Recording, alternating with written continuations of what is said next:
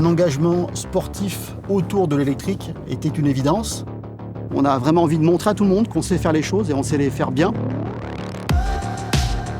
DS Automobile a débuté son engagement en Formule I en 2015, c'était à Pékin. Et depuis cette date, nous avons remporté déjà 12 victoires, 2 titres constructeurs, mais également 2 titres pilotes. C'est la plus belle des choses qu'on pouvait apporter à une marque jeune comme DS.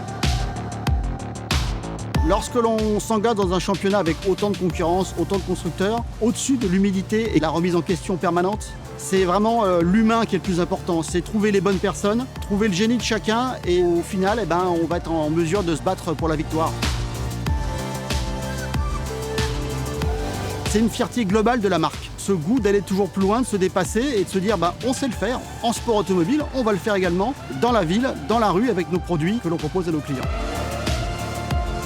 Tout ce qu'on peut apprendre sur la Formule I va ensuite permettre à nos voitures de série de progresser plus vite et d'être toujours plus efficientes. C'est un accélérateur de R&D.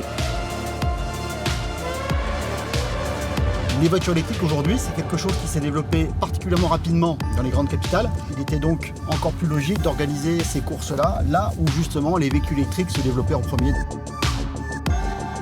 Ce circuit pour nous a quelque chose de magique, c'est Paris bien sûr.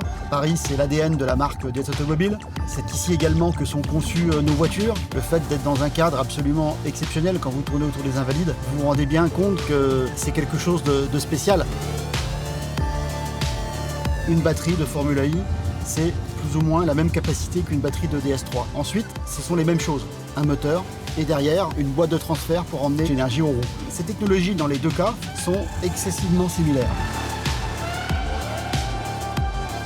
Tous les développements que nous faisons au sein de la marque sont des choses qui sont ensuite exploitées pour ensuite être adaptées pour la série et permettent d'améliorer très sensiblement les véhicules qui sortent maintenant et qui sortiront dans le futur.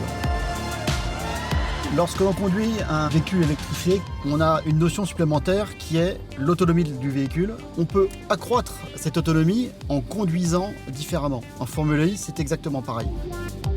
Lorsqu'on fait un tour de circuit en course, 40% de l'énergie, elle provient de ce que le pilote a lui-même gagné sur les freins. Donc c'est de l'énergie qui a été créée pendant le tour. Sur les véhicules de série, on est aujourd'hui entre 15, 20, 30% suivant le type de parcours. Plus on va réussir à augmenter ce pourcentage, plus la voiture à iso-batterie, avec la même capacité, pourra avoir une autonomie importante. Rouler avec un véhicule électrique, vous avez toujours des accélérations très fortes. Vous avez bien sûr l'absence de vibration, l'absence de bruit. Ce sont des choses très agréables au quotidien. Un véhicule électrifié apporte du plaisir.